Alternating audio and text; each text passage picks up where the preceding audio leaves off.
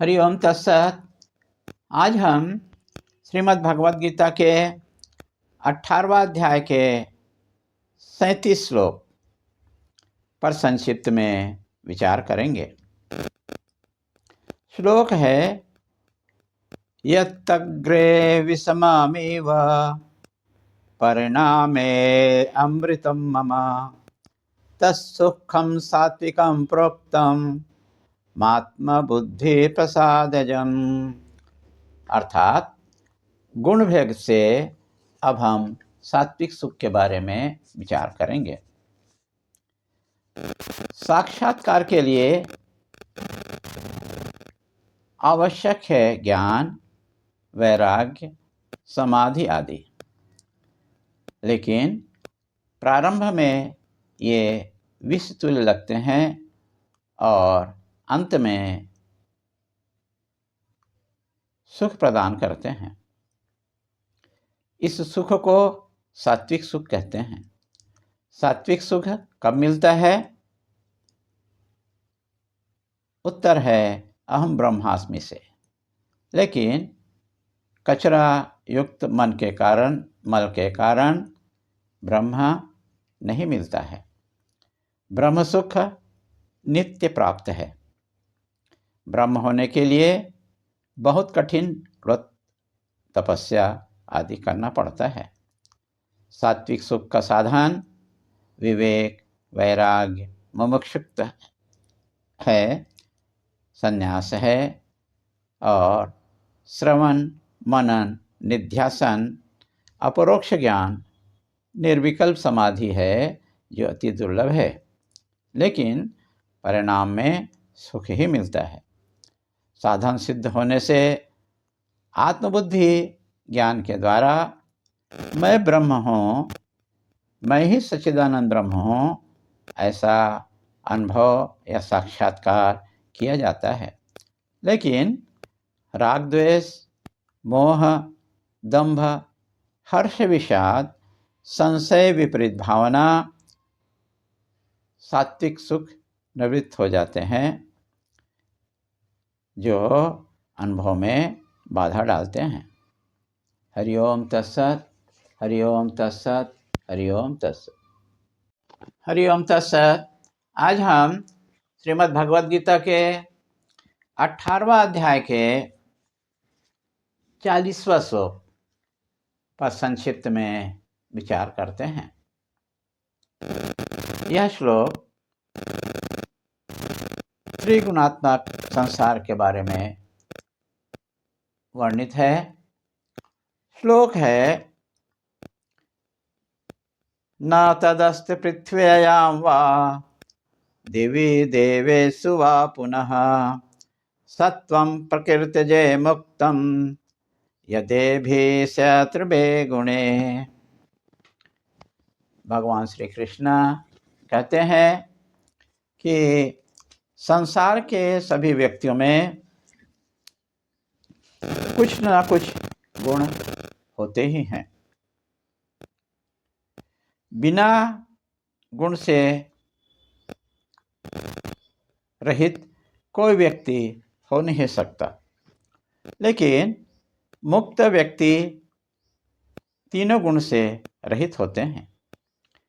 त्रिगुणात्मक संसार होने के कारण प्रत्येक व्यक्ति को संसार के वस्तु अलग अलग दिखाई देते हैं।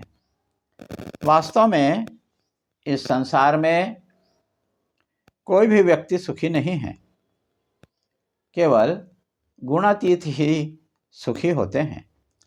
इसलिए आत्मज्ञान के द्वारा तुम सुखी हो जाओ। वास्तव में संसार अविद्या से कल्पित है, जिसे असंग रूप शस्त्र से काटना होगा, और शस्त्र को छोड़ना ही असंग है, संग को छोड़ना ही असंग है।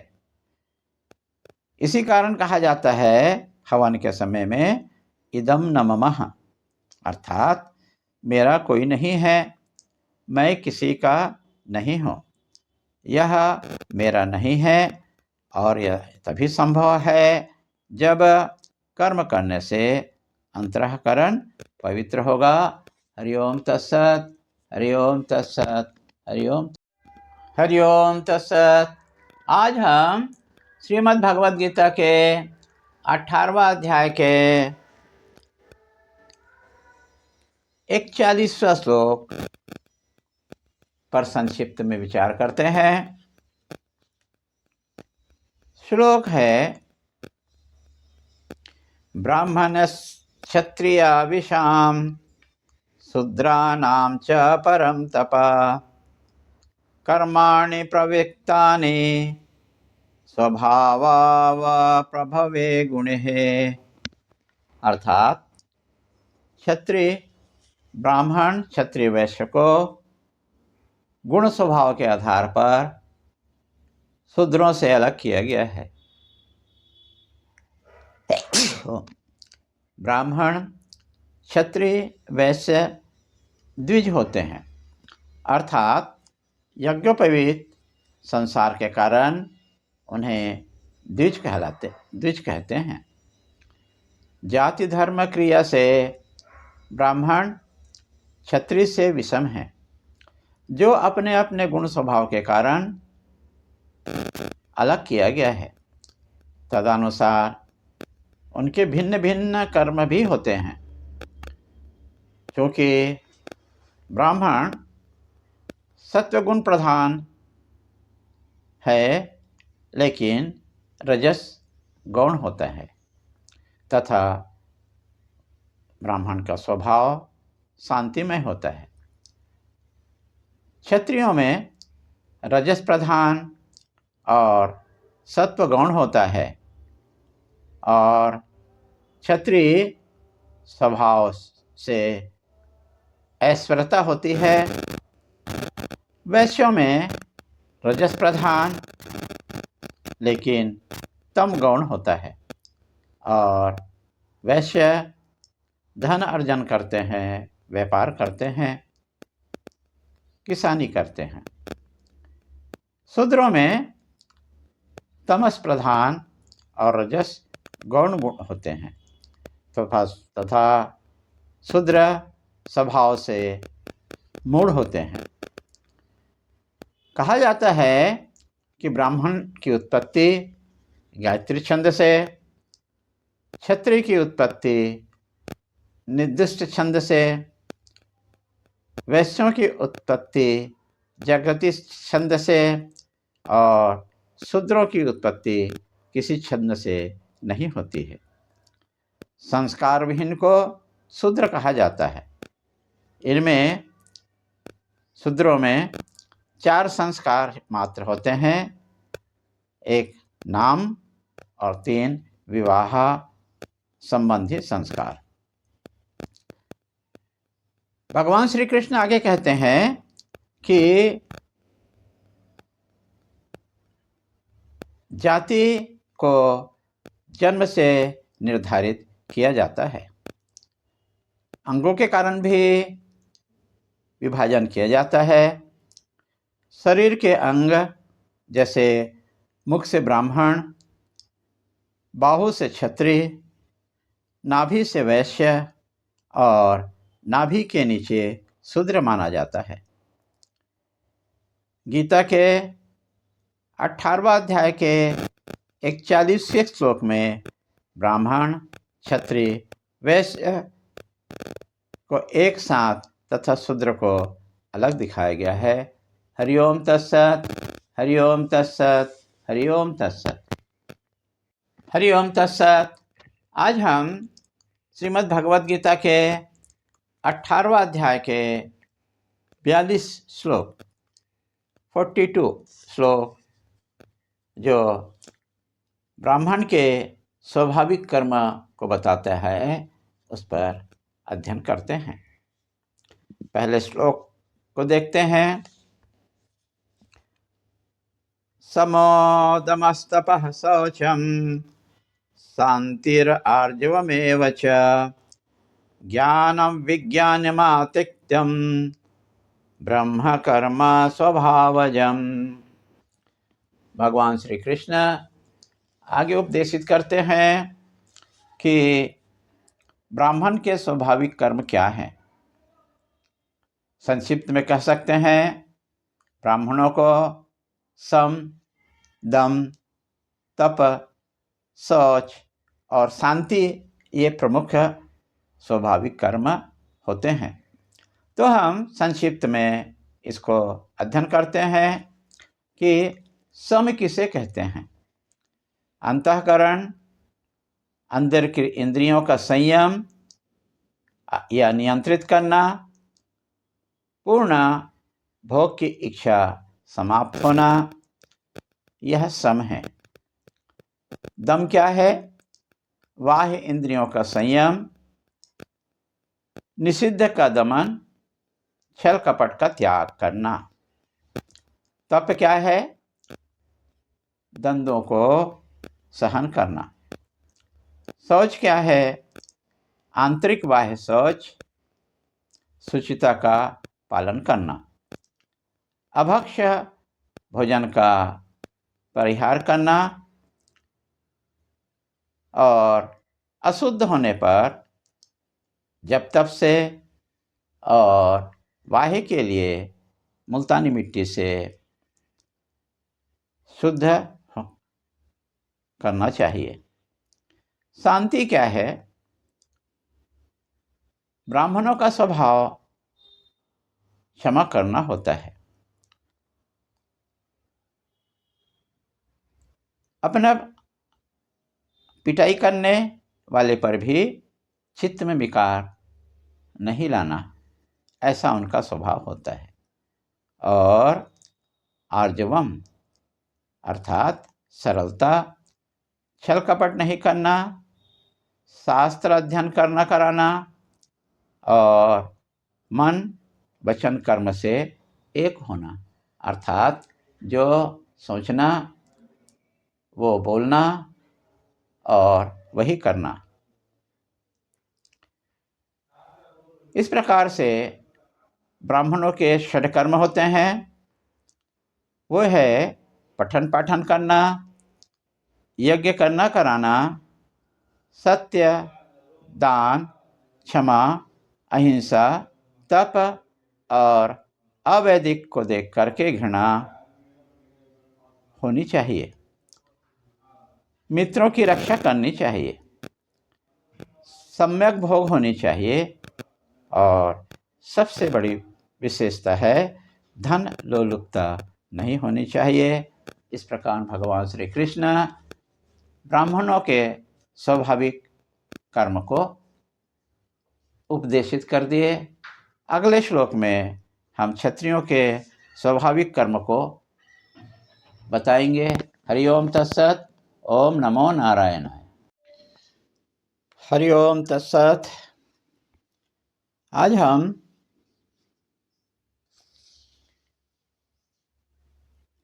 गंगा तट पर ऋषिकेश में फागुन शुक्ल पूर्णिमा के दिन में जो विशेष चंद्र ग्रहण से जाना जा रहा है, उस दिन में श्रीमद् भगवद गीता के 18वां अध्याय के 43 श्लोक पर संक्षिप्त में विचार करते हैं। श्लोक का पहले देख लेते हैं। श्लोक है, सौर्यतेजो धृते दाक्षम युद्धे चापलायनम दानमीश्वरं भावश्च छात्रं कर्म स्वभावजम्। भगवान श्री कृष्ण क्षत्रियों के स्वाभाविक कर्म पर उपदेश करते हैं। वे कहते हैं कि जन्म जन्मांतर से शूरवीर का स्वभाव होता है क्षत्रियों का। वे निर्भय होकर के कार्य करते हैं और धैर्य धारण करते हैं। वे मुक्त हस्ते दान देते हैं, जैसे राजा बलि आदियों ने किया, और वे निष्पक्ष भाव से शासन करते हैं। वे कमजोर हों तो भी युद्ध करने में पीछे नहीं हटते हैं और किसी भी अवस्था में अवसाद को प्राप्त नहीं होते हैं।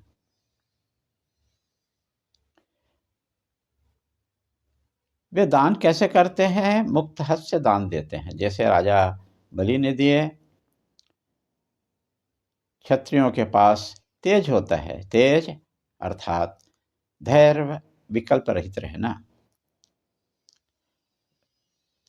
अत्यंत संयमी रहना और गुरु के मार्ग निर्देश में राज्य को चलाना, जैसे शिवाजी महाराज ने किए, राजा दशरथ ने किए, भगवान राम ने किए। क्षत्रियों का तीसरा गुण होता है अपलायन, अर्थात युद्ध से भागने का स्वभाव नहीं होता, अपितु वो युद्ध भूमि ही मरना पसंद करते हैं, जैसे अभिमन्यु ने किया। प्रजा पालन का गुण क्षत्रियों में होता है। वे धर्म अनुसार प्रजा पालन करते हैं। वे सभी को दंड देते हैं, ब्राह्मणों को छोड़ करके। शूरवीरता क्षत्रियों का विशेष गुण है। बहादुरी दिखाते हैं, बहादुर होते हैं। इसका एक प्रत्यक्ष उदाहरण है महाभारत की लड़ाई, जिसमें कौरवों में 11 अक्षौणी सेना और पांडवों में 7 अक्षौणी सेना होते हुए भी पांडव कौरवों का बहादुरी से मुकाबला किए। और अगला गुण है क्षत्रियों का, किसी के पैसे को हरण नहीं करना, वित्त का हरण नहीं करना, और राज्य में प्राप्त कर से उस राशि को जन सुविधा में लगाना, यज्ञ करना, अध्ययन करना, अध्यापन करना आदि। क्षत्रिय में एक विशेष गुण होता है शिष्टता, अर्थात भ्रष्ट आचरण नहीं करना। और क्षत्रियों का एक विशेष गुण होता है सकल भूतों की रक्षा करना। अगले श्लोक पे हम वैश्य और शूद्र पर चर्चा करेंगे। हरि ओम तत्सत, हरि ओम तत्सत, हरि ओम तत्सत, हरि ओम तत्सत। आज हम माँ गंगा के पवित्र तट पर चंद्र ग्रहण में फागुन पूर्णिमा पर श्रीमद् भगवद गीता के 18वां अध्याय के 44 श्लोक 44 श्लोक पर संक्षिप्त में विचार करेंगे। श्लोक है, कृषि गौरक्ष वाणिज्यम वैश्य कर्मम स्वभावजम परिच्यात्मका कर्म श्रोध्यस्यापि स्वभावजम। भगवान श्री कृष्ण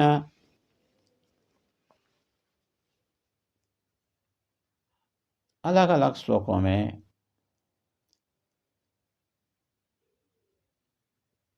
क्षत्रिय और ब्राह्मण के गुण बताए। अब वैश्य और शूद्र का गुण को वर्णित करते हैं कि वैश्यों का कार्य है कृषि करना, व्यापार करना, गौ रक्षा करना, और शूद्रों का कार्य है ब्राह्मण, क्षत्रिय और वैश्यों की सेवा करना। गुण कर्म के आधार पर, संस्कार के आधार पर जन्म मिला है। कर्म करो और कर्म फल को भगवत अर्पण कर दो। सबसे सरल साधन है सेवा करना। गुरु सेवा से सब प्राप्त हो जाता है। जैसे सत्यकाम ने 400 गाय को 1000 गाय करने का गुरु के निर्देश को पालन किया, और आद्य गुरु शंकराचार्य जी महाराज के शिष्य त्रोटकाचार्य ने, जो चारों शिष्यों में एक थे, मात्र गुरु की सेवा करने से ही ज्ञान को प्राप्त कर लिए। जाति, धर्म, वर्णाश्रम धर्म नित्य होते हैं। यदि वैदिक धर्म पालन नहीं करते हैं और जाति धर्म पालन नहीं करने पर कोई भी फल नहीं मिलेगा। अतः पहले जाति धर्म अपनाओ, फिर वैदिक धर्म करो। अन्यथा जाति धर्म पालन न कर वैदिक धर्म पालन करने से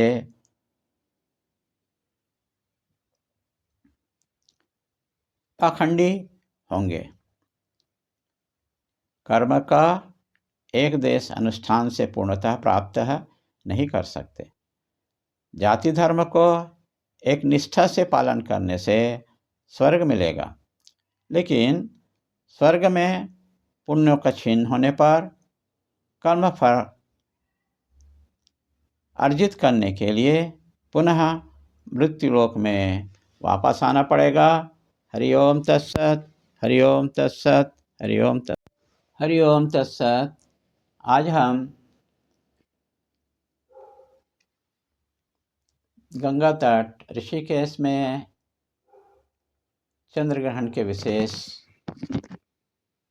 पर श्रीमद् भगवद गीता के 18वां अध्याय के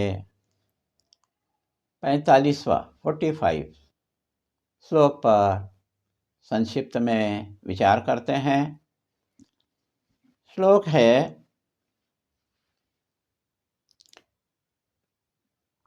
स्वे स्वे कर्मण्यभिरतः संसिद्धिं लभते नरः, स्वकर्मनिरतं सिद्धिं यथा विन्दति तक्षुणो। भगवान श्री कृष्ण इस श्लोक में बहुत विस्तृत रूप से चर्चा करते हैं। हम प्रयास किए हैं कि कम से कम मैं आपको यह श्लोक को स्पष्टता से समझ सकें। तो भगवान श्री कृष्ण आगे कहते हैं कि अपने अपने जाति वर्ण के अनुसार कर्म करने से मनुष्य संसिद्धि को प्राप्त करेगा। तभी शरीर, इंद्रियां, मन ध्यान करने योग्य होगा। ब्राह्मण जो मुमुक्ष अधिकारी पुरुष संध्या पूजन नित्य रूप से निष्ठापूर्वक यथा विधि करता है, जिसने अपने समस्त पाप को धो दिए हैं, गुरुमुख से एक बार आत्मतत्व करने पर वह समझ जाता है। ब्रह्मज्ञानी को गुस्सा नहीं आता, जिसके लिए मनन के द्वारा आत्मविश्लेषण करना चाहिए।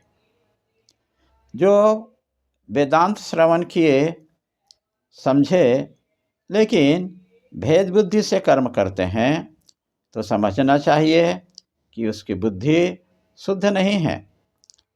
परोक्ष ज्ञान प्राप्त करना, काम संकल्प अहंकार से कर्म करोगे तो तत्व शुद्धि नहीं होगी। यदि ब्राह्मण का कर्तव्य है कि स्वयं कर्तव्य करना होगा।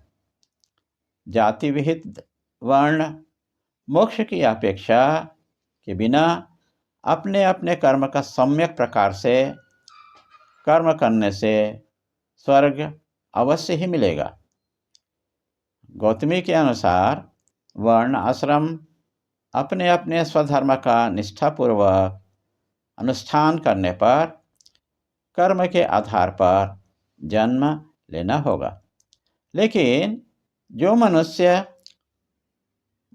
मन में जो भी संकल्प आए कर्म करे, ऐसे लोग नरक को प्राप्त होते हैं या धरती पे कीट कृमि प्राप्त कर अपने पुरुषार्थ से गिर जाते हैं। लेकिन जो गृहस्थी अपने स्वधर्म का पालन करते हैं, वर्णाश्रम से मुक्त होकर के उत्तम लोकों को प्राप्त करेंगे। यदि वानप्रस्थी स्वधर्म का पालन करते हों तो अपने सकल दोषों को नाश कर लंबी अवधि तक के शाश्वत लोक में रहते हैं। यदि सन्यासी संकल्प बुद्धि से स्वधर्म का पालन करने से मृत्यु उपरांत ब्रह्मलोक में जाकर के ब्रह्मा जी के साथ मोक्ष को प्राप्त करेंगे, अन्यथा मोक्ष की अपेक्षा किया बिना स्वधर्म पालन करने से जीते जी वह मोक्ष को प्राप्त करेंगे। क्षत्रिय वैश्य शूद्र मोक्ष के संन्यास के अधिकारी नहीं हैं। उन्हें स्वधर्म करने पर वैश्य क्षत्रिय का जन्म लेने पर पश्चात ब्राह्मण जन्म लेने पर मोक्ष को प्राप्त होगा। भविष्य पुराण में पंचविध प्रोक्त 5 धर्म हैं: वर्ण धर्म, आश्रम धर्म, वर्णाश्रम धर्म, समान धर्म, गौण धर्म। वर्ण धर्म क्या है? ब्राह्मण क्षत्रिय वैश्य को उपनयन संसार का अधिकारी है, भिक्षा दंड धारण करना चाहिए। वर्णाश्रम उभय मेखला मुंज घास मेखला चांदी के मेखला वैश्य को और स्वर्ण मेखला क्षत्रियों को धारण करना पड़ता है। गृहस्थ का धर्म है कि एक पति या एक पत्नी में संतुष्ट रहना, शौच अनसूया रहित रहना। नैष्ठिक का धर्म है कि संसार की समाप्ति, आत्मज्ञान प्राप्त करना। ऐसा कोई भी वस्तु नहीं है जिसमें शिव नहीं है। हरि से अतिरिक्त कुछ भी नहीं है, सब हरि ही है, ऐसा व्यक्त किया गया है। आगे हम चर्चा करेंगे 18वां अध्याय के 46 श्लोक में। हरि ओम तत्सत, हरि ओम तत्सत, हरि ओम तत्सत, हरि ओम तत्सत। आज हम पवित्र होली के अवसर पर माँ भगवती गंगा के तट पर श्रीमद् भगवद गीता के 18वें अध्याय के 46 श्लोक पर संक्षिप्त में विचार करेंगे। श्लोक है: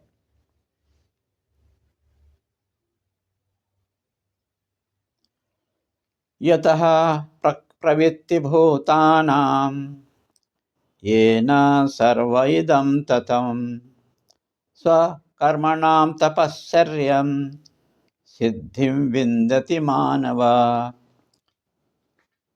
भगवान श्री कृष्ण आगे उपदेश करते हैं कि सारे जगत में, सकल भूतों में, भूतों की प्रवृत्ति ईश्वर से ही होती है, जिसने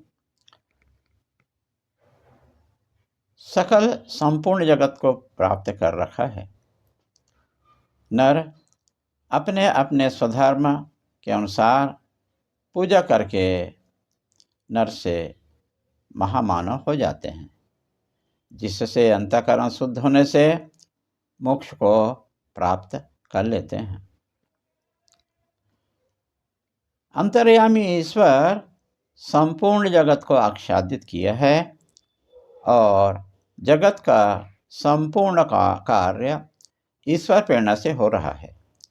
इसलिए अपने स्वकर्म से, वर्ण आश्रम से, उत्पत्ति भेद से रहित उस ईश्वर की पूजा करो, तब ज्ञान निष्ठा की योग्यता प्राप्त कर लोगे।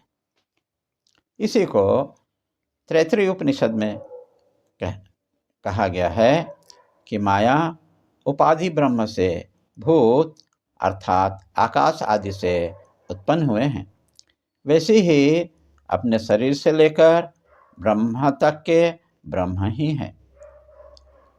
ईशावास्य उपनिषद में कहा गया है कि सभी ब्रह्म हैं, सबवे ब्रह्म हैं, ईशावास इदम सर्वम। ऐसा उपदेश उत्तम अधिकारी के लिए है, लेकिन मन बुद्धि वाले के लिए पेड़ों की पूजा जैसे पीपल, बरगद, तुलसी, दूब, आक आदि को करने का उपदेश दिया जाता है। गौ की पूजा करने को कहा जाता है। इसी प्रकार बद्रीनाथ धाम, केदारनाथ धाम, डिंडी यात्रा जो आलंदी से पंढरपुर यात्रा होती है, नर्मदा परिक्रमा करने को कहा जाता है। भजन करो, जप करो, गीता पारायण करो। अग्नि, इंद्र देवता सभी का नियंता परमेश्वर है। अपने अपने कर्म को ईश्वर को कर देना, तब ईश्वर की कृपा से अंतःकरण शुद्धि होने से ज्ञान प्राप्त होगा। उपरोक्त उपदेश का सार को गीता के 7वां अध्याय के 6वां श्लोक में और 9वें अध्याय के 5वां श्लोक में उपदेशित किया गया है कि मैं ईश्वर मेरी माया से चराचर जगत को उत्पन्न स्थिति और लय करता हूँ। मैं ही सबका मूल कारण हूँ। फिर भी यदि अपने धर्म में कई दोष दिखे तो भी अपने धर्म में आपको टिके रहना होगा। इसे अगले श्लोक में श्री भगवान उपदेशित करेंगे। हरि ओम तत्सत, हरि ओम तत्सत, हरि ओम तत्सत, हरि ओम तत्सत। आज हम पवित्र होली के शुभ अवसर पर आप सभी को हार्दिक शुभकामनाएं देते हैं और श्रीमद् भगवद गीता के 18वां अध्याय के 47वां श्लोक पर संक्षिप्त में विचार करते हैं। श्लोक है, श्रेयान् स्वधर्मो विगुणः परधर्माष्टनुष्ठितात् स्वभावनियतं कर्मं कुर्वान्नाप्ते किल्बिषम्। अर्थात भगवान श्री कृष्ण अर्जुन को उपदेशित करते हैं कि यद्यपि तुम्हें अपने धर्म में दोष दिखाई दे, तो भी अपने अपने धर्म का पालन करना श्रेयकर है। दूसरे धर्म की अपेक्षा अपने धर्म का न्यूनतापूर्वक पालन करना भी श्रेष्ठ है। जैसे परधर्म में चरण पादुका जूता पहन करके लोग मंदिर में जाते हैं, अपने अपने पूजा स्थल में जाते हैं, उसकी तुलना में अपने धर्म को में जूता पहन करके ना जाना श्रेष्ठ है। स्नान कर पूजा करना श्रेष्ठ है। अपने अपने गुण के आधार पर नियत कर्म करने पर कोई दोष हो तो भी वह श्रेष्ठ है। जैसे गंगा जी में रहने वाली मछली को ठंड नहीं लगती, वैसे ही अपने स्वधर्म का पालन करने से कोई त्रुटि हो तो कोई पाप नहीं लगेगा। क्षत्रियों का धर्म है युद्ध में युद्ध करना, और युद्ध में हिंसा करना पाप नहीं है, यही उसका धर्म है। राजाओं को परास्त कर यज्ञ के लिए धन एकत्रित करना क्षत्रियों के लिए पाप नहीं है, लेकिन स्वभोग में उस धन को लगाना पाप है। यज्ञ में हिंसा करना पाप नहीं है।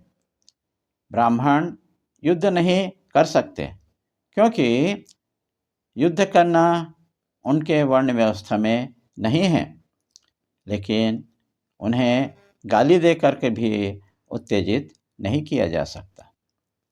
गीता के 3 अध्याय के 35वां श्लोक में संक्षिप्त में वर्णन किया गया है।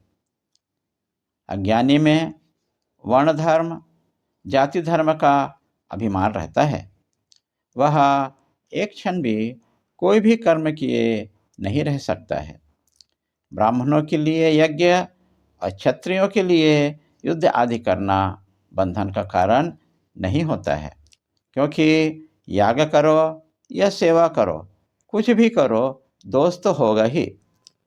कोई भी कार्य बिना दोष के नहीं हो सकता। हरि ओम तत्सत, हरि ओम तत्सत, हरि ओम तत्सत, हरि ओम तत्सत। आज हम पवित्र होली के अवसर पर माँ भागीरथी गंगा के तट पर ऋषिकेश में श्रीमद् भगवद गीता के 18वां अध्याय के 48 श्लोक पर संक्षिप्त में विचार करते हैं। श्लोक है, सहजं कर्म कौन्तेय सदोषमपि न त्यज्यते सर्वारंभ हि दोषेण ध्रुमेण अग्नि आवृतः। भगवान श्री कृष्ण अर्जुन को उपदेश करते हैं और कहते हैं, हे अर्जुन, कोई भी छोटा कार्य या बड़ा कार्य दोषयुक्त होते हैं, लेकिन इसके कारण से कर्म को त्यागना नहीं है। संसार त्रिगुणात्मक है, जिसमें न्यूनतम हिंसा को असंभवनीय मान करके उसे भी अहिंसा मान लेना चाहिए, क्योंकि इसके बिना जीवित नहीं रह सकते। जैसे श्वास लेते समय असंख्य कीटाणु नाक के अंदर जाने से हिंसा तो हो रही है, तमोगुण हो रहा है, फिर भी सांस लेना को हम त्याग नहीं सकते, क्योंकि श्वसन क्रिया को बंद करना नहीं सकते हैं। अविद्या में ही कर्म होता है, विद्वानों में नहीं, क्योंकि विद्वान अविद्या को त्याग कर दिया है। विद्वान के विचार से जगत उत्पन्न ही नहीं हुआ है। यह उत्पत्ति, स्थिति, लय अविद्या का खेल है। अविद्वानों के लिए विधि विधान होता है, विद्वानों के लिए नहीं, यदि मोक्ष की कामना हो तो श्रुति स्मृति के अनुसार कर्म कर अंतःकरण को शुद्ध करना चाहिए। फिर गुरु कृपा से, गुरुमुख से एक बार शास्त्रों का श्रवण करने पर आत्मज्ञान होगा और सन्यासियों को ब्रह्म की प्राप्ति होगी। हरि ओम तत्सत, हरि ओम तत्सत, हरि ओम तत्सत।